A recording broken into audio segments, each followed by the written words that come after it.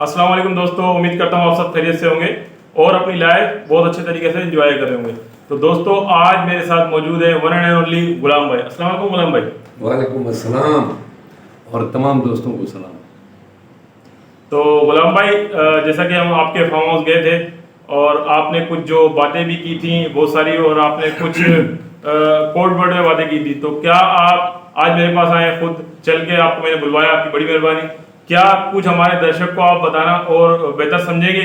क्योंकि जाहिर सी बात है, जो इस केस के अंदर आपका मकसद कोई टीआरपी लेना नहीं है, अपनी कोई मतलब कोई अपने आप को फेमस करना नहीं है।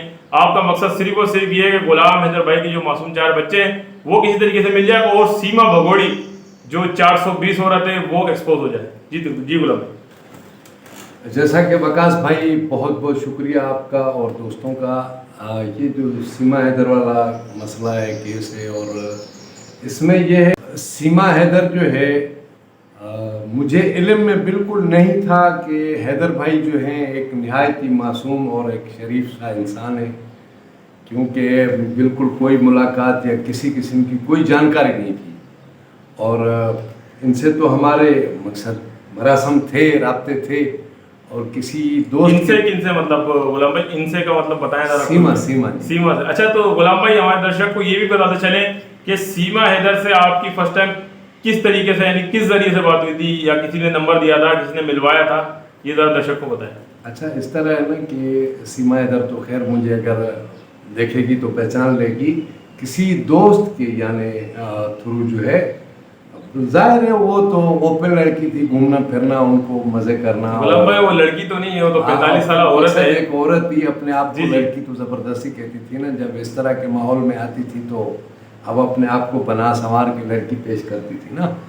तो यहाँ तक कि शहर से बाहर भी हम लोग विजिट पे गए हैं। अच्छा, शहर से बाहर भी गए? हाँ, ठीक है। तो दर्शक जितने भी हमें देख रहे हैं सुन ले, हैदराबाद तक भी गई है वो गुलाम भाई के साथ। उसके अलावा फिर ऐसा है ना कि गुलाम हैदर का मुझे इल्म में नहीं था, हालांकि अच्छा, तो गुलाम भाई एक बात मैं यहाँ ऐड करूंगा, क्या पता आप वहाँ गए नहीं गए। एक बंदा है, वो उसका नाम है रियाज सराइकी।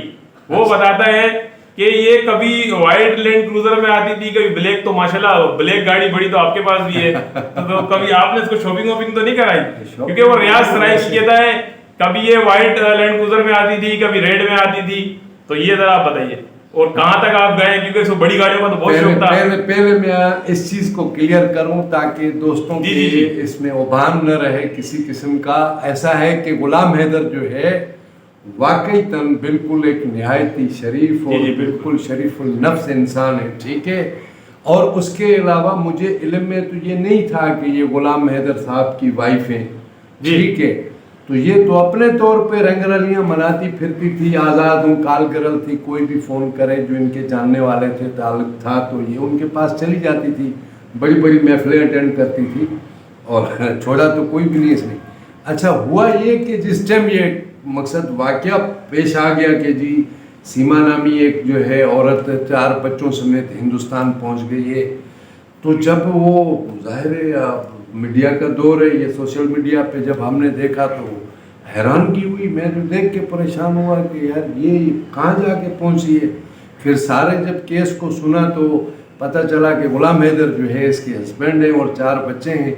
जब गुलाम हैदर भाई की वो बातें सुनी तो बहुत शदीद किस्म का मुझे दुख हुआ, गुनाह आया कि यार मुझे तो इल्म नहीं था कि उसकी गैर मौजूदगी में मेरे से कोई गलतियां सरजद हुई, लेकिन उसमें तो वो खुद शामिल थी, इन्वॉल्व थी, राजी थी, ठीक है। तो मकसद कहने का ये है कि गुलाम हैदर का जब मुझे पता चला तो वाकई फिर मुझे शर्मिंदगी भी हुई, अफसोस भी हुआ कि यार, लेकिन ये है कि मुझे तो इल्म में नहीं था। अगर मुझे ये पता होता तो मैं कतई भी काम नहीं करता। गुलाम भाई, आपका जो सामने आना है इसका मकसद ना तो ये तो है ही नहीं कि आप गुलाम हैदर भाई को कोई शर्मिंदा करने के लिए आए, ऐसा नहीं है। ऐसा नहीं है, बिल्कुल। आप जो आए हैं सामने किसी के, क्योंकि आप भी एक इज्जतदार आदमी हम जानते हैं, माशाल्लाह बिजनेसमैन भी हैं अच्छे, क्योंकि हम जानते हैं कि आपका सिर्फ ओनली मकसद सिर्फ यही है कि सीमा को एक्सपोज करना। अभी जब ये बात मकसद तमाम बहुत ज़्यादा वायरल हुई तो फिर मेरा जो है जहन बन गया कि मैं गुलाम हैदर की कोई ना कोई मदद करूं, जो मेरे से हो सके मैं उसकी हेल्प करूं, मैं उसको फेवर दूं,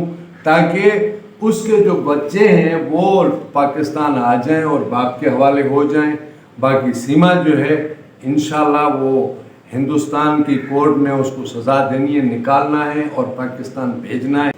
तो सीमा हैदर को जो है हिंदुस्तानियों ने बिल्कुल निकालना है, भेजना है पाकिस्तान, लाजमी डिपोर्ट करेंगे। बिल्कुल। क्योंकि जो मोमिन मलिक साहब है, मैं तो सलाम करता हूँ उसको यार, जितनी उसने हिंदुस्तान में रहते हुए स्ट्रगल की। एक वीडियो देखी जिसके उसमें बता रहा है कि मैंने गुलाम हैदर भाई को सीमा के बाजू में मकान लेके देना और वहां रहेगी, वहां से उसका जो है केस में गुलाम भाई तकरीबन वो बताते हैं इंडियन करेंसी 6 से 7 लाख रुपए वो इस केस के अंदर अपने पर्सनली लगा चुके हैं। बात है, और अभी इस वक्त वो तकरीबन 1 हफ्ता हो गया, वो जो नेपाल है ना, नेपाल के अंदर रिहाइश पजीर है, वो सिर्फ और सिर्फ गुलाम हैदर भाई के केस की वजह से। यानी कि एक इतना बड़ा भारत का नाम, इतना बड़ा भारत का गर्व, एक गुलाम हैदर भाई जो एक मासूम बिल्कुल जो है भोला भाला शख्स है, गरीब आदमी है, गरीब इंसान है, उसके खातिर वो अपनी ड्यूटी वगैरह तमाम मामला, तमाम जो है समझ ले मसरूफियात छोड़ के वो सिर्फ और सिर्फ 6 से 7 दिनों का नेपाल में रिहाइश पजीर है। बड़ी बात है, ये सलाम बड़ी बात है, मोमिन मलिक भाई, बहुत बड़ी बात है। यकीन करो कि ये उसका भाई बहुत बड़ा ज़र्फ है कि उसने एक सीरियस होके और इस मैटर को लिया हुआ है और अल्लाह कामयाबी देगा और मोमिन मलिक साहब जरूर कामयाब होंगे। ये बात आप याद रखें कि हिंदुस्तान का जो मोमिन मलिक साहब है वो ऐसा वकील है कि मैं आपको यकीन से कहता हूं कि उसके मद्दे मुकाबल शायद, क्योंकि वो मुखलसी में अपने जेब से खर्चा करके, ठीक है, और इतने बड़े केस को यानी अल्लाह की रजा के लिए वो काम कर रहा है। बहुत बड़ी बात है यार, सलाम है मोमिन मलिक साहब आपको। बिल्कुल सर। तो मेरा अगर पैगाम जाए तो मैं बिल्कुल जो है पाकिस्तान के लिए, आपका कोई हुक्म होगा, हम गुलाम भाई आपके लिए हर वक्त हाजिर हैं। जज़ाकल्लाह। और वकास भी जो है इस बात की हमारी आपस में डिस्कस होती है तो बिल्कुल आपका जिक्र आता है, आप सीरियसली बहुत इस मैटर को जो है कोशिश कर रहे हैं कि ये मसला हल हो जाए, बच्चे जो है गुलाम हैदर भाई के पास मिले। तो ये बहुत बड़ी जिद्दोजहद है, बहुत बड़ी स्ट्रगल है। यकीन करो कि इसका हमारा तस्वर भी नहीं कि इतनी आपने हेल्प की है ना। अल्लाह पाक आपको जज़ाए खैर दे। अच्छा, तो फिर ये है कि आप जो कह रहे हो वकास भाई के सीमा से आपकी, तो जिस टाइम यकीन करो कि मुझे ये केस के बाद गुलाम हैदर भाई की बातें सुनी, वीडियो देखी, मुझे तो रोना आ गया कि यार मैंने ये क्या कर दिया, कि कैसे ये मासूम बंदे की बीवी और उसके क्या करतूत हैं, किस तरह के उसके कारनामे, समझ गए। बहुत हैरानगी हुई, बहुत अजीब सा लगा। लेकिन फिर मैंने कहा चलो माजी था, बेखबरी में यानी लाशऊरी तौर पे एक चीज़ हो गई, तो बस वो फिर आप क्या कर सकते हैं। लेकिन पूरी कोशिश है किसी तरीके से सीमा जो है बच्चों समेत अव्वल तो पाकिस्तान में आए, नहीं तो फिर वो हिंदुस्तान की जेल में सड़ेगी, उसके बाद बच्चे जो है गुलाम हैदर के पास होंगे। बिल्कुल इसमें दो राय नहीं है, बिल्कुल ये खुली बात है।